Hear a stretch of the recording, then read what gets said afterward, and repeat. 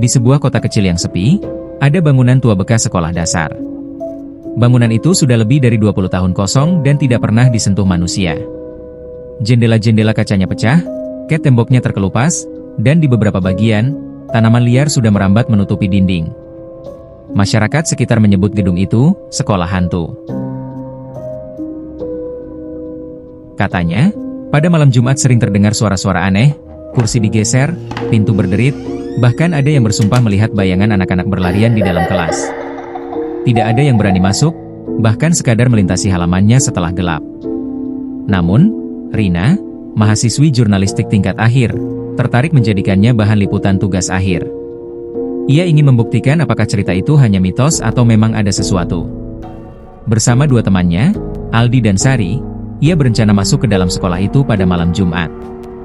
Jam menunjukkan pukul 11 malam. Udara dingin menusuk kulit ketika mereka berdiri di depan gerbang sekolah yang sudah berkarat. Rina membawa kamera kecil, Aldi memegang senter besar, dan Sari membawa alat perekam suara. Begitu mereka melangkah masuk, suasana langsung berbeda. Bau lembab bercampur dengan debu memenuhi hidung, seakan-akan gedung itu sudah lama terkunci rapat dari kehidupan luar. "Serius kita mau masuk sampai lantai 3? Tanya Sari dengan suara bergetar. Rina hanya tersenyum tipis. "Kalau kita cuma lihat dari luar, gak ada bedanya sama cerita orang. Kita butuh bukti." Mereka melewati lorong gelap dengan dinding penuh coretan tak jelas. Di kiri kanan, pintu kelas yang rusak berderit setiap kali angin malam menyusup masuk melalui celah jendela. Di lantai 2, suasana makin mencekam. Beberapa kursi tampak ditumpuk berantakan. Namun ketika senter Aldi menyorot sudut ruangan, tampak ada bekas kapur putih di papan tulis, "Jangan naik ke atas." Mereka saling pandang, tapi Rina tetap bersikeras. Saat mereka melangkah menuju tangga terakhir ke lantai 3, tiba-tiba terdengar suara berisik. Seperti kursi kayu digeser di lantai. Suara itu jelas berasal dari atas. Aldi menelan ludah. "Kita beneran naik?" "Justru itu yang kita cari," jawab Rina cepat. Semakin dekat ke lantai 3, suara kursi semakin jelas. Tapi bukan hanya itu, mereka juga mendengar seperti suara langkah kaki kecil, seperti anak-anak yang berlarian.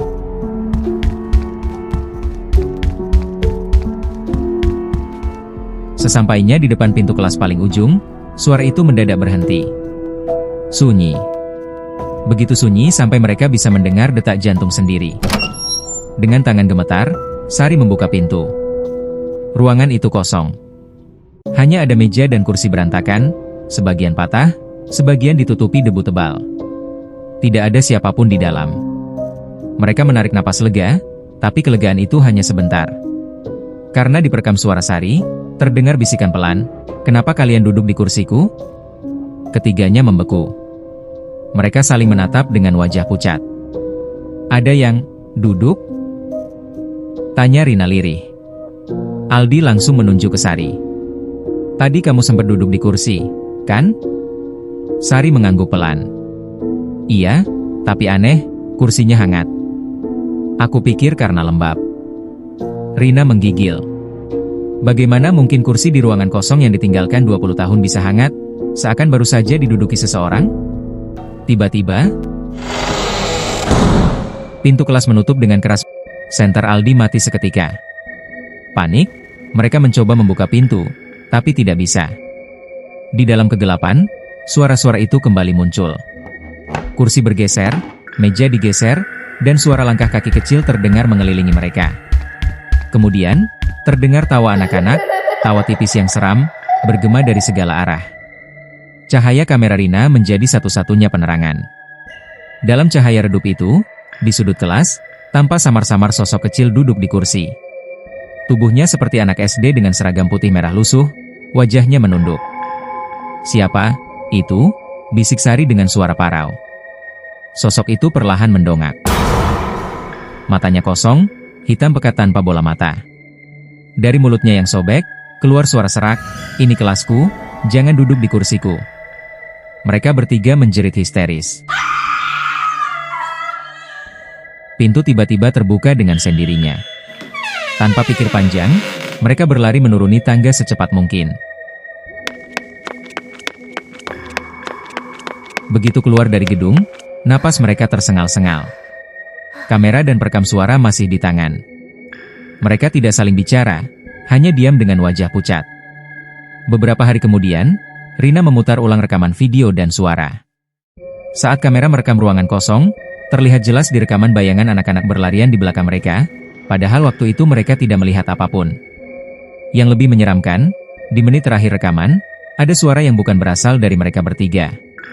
Suara seorang anak berkata, "Kalian sudah duduk di kursiku.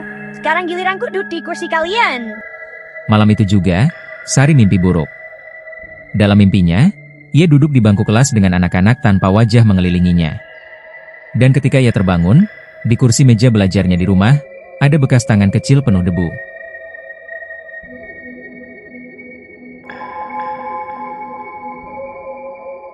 Cerita selesai, tapi misterinya tetap menggantung.